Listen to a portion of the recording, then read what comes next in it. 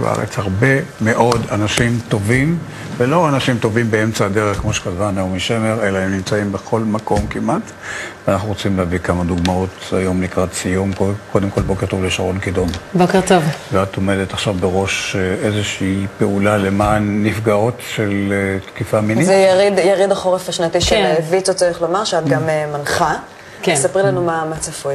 אז יש המון פעילויות וולונטריות, וויצו עושה לא מעט מהם. אני מנחה אירוע שהוא יריד ויצו השנתי, יריד החורף שלהם, שנקרא כמו חדש, יריד שבו בעצם עושים ווין ווין, בעצם שני דברים.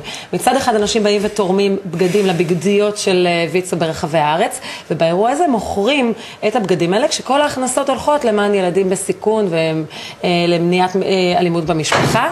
אז מצד אחד גם אנשים לא זורקים בגדים... אני חשבתי שאת קשורה ל... אוקיי, נכון. כן, לא, כי יש לנו עוד אורחים שקשורים בנשים שסובלות מתקיפה מינית. אז אני אספר על היריד. היריד הזה מתקיים ביום ראשון הקרוב, ב-26 לחודש, החל מהשעה 2 עד 11 בלילה, הנגר 11, תל אביב.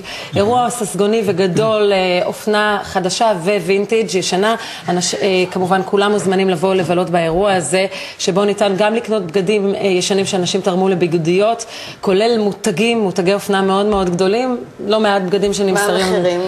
טווח המחיר הוא בין 5 שקלים ל-200 שקלים, כשזה למעלה. פה ושם יהיו פריטים יותר יקרים, אבל בגדול אפשר לקנות פרדה ורלף לורן וורסאצ'ה והכל במאות או עשרות שקלים בודדים, וההכנסות הן כמובן תרומה לויצו, לפעילויות של ויצו. מתנדבות ויצו בעצם עובדות ברחבי הארץ, אוספות את הבגדים ומביאות אותם שם. זה אירוע כזה ססגוני ונחמד, ולצידו גם מטרה טובה. לצד העניין הזה יש גם את החדש. חדש זה מעצבים ישראלים וסטייליסטים ישראלים שכולם תורמים את הבגדים ומעצבים באותו יום. יש חגיגה גדולה של אופנה, כשכל ההכנסות באמת תרומה לנושא הזה של מרכזים. וזה רק תחזרי על התאריך, השעה והמקום. ביום ראשון הקרוב, ה-26 לחודש, הנגר 11 תל אביב, החל מהשעה 2 עד 11 בלילה, אירוע ססגוני ונחמד ומטרה טובה. וזה גם לא פעם ראשונה שאת עושה את זה, נכון? כן, אני מנחה הרבה אירועים, גם של ויצו, גם של ארגונים אחרים. כולנו עושות את זה, טלי, אני מניחה שגם את.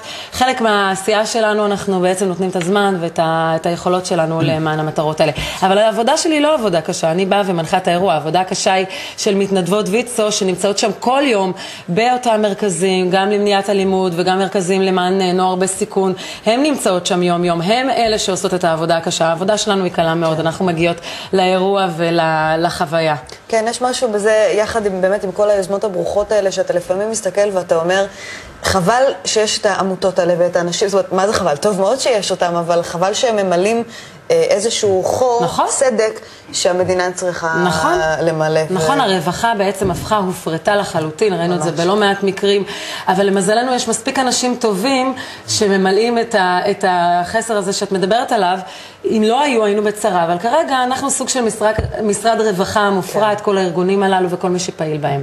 תודה, שרון. שרון, תודה רבה. תודה רבה. אנחנו אומרים בוקר טוב לפיליפ בלאו ואלנה בלאונשטיין, מעצבי האופנה פראו בלאו. נכון, אמרתי את זה נכון? יפה. בוקר טוב. שמשתתפים בבזאר, מתלבשות על זה למען, כמו שאמרת, דן, נפגעות תקיפה מינית. אז בוקר טוב לכם קודם כל. ספרו לנו על האירוע.